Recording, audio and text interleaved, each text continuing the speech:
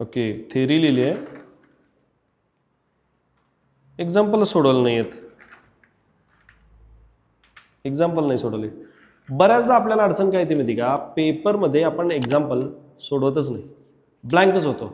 कारण का माहिती का, आपण जेव्हा लेक्चरमध्ये समजून घेत असतो ना, आपल्याला त्याचं चॅप्टरचं नाव, आर्टिकल नेम सगळं माहीत असतं.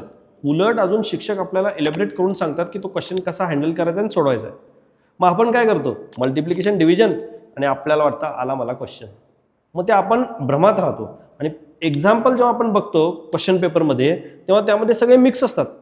आपल्याला तो चॅप्टर, कॉन्सेप्ट, आर्टिकल कळेस तोपर्यंत गाडी सुटलेली असते, वेळ निघून गेलेली असते. त्यामुळे काय करा, सर्व चॅप्टरची एकत्रित प्रॅक्टिस करायचा प्रयत्न करा. मिक्स क्वेश्चन म्हणून आपण म्हणतो प्रिलियमवर जोर द्या. जेवढे जास्त प्रिलियम सोडवाल ना, तेवढे व्हरायटी ऑफ क्वेश्चन टॅकल करायची सवय होईल तुम्हाला.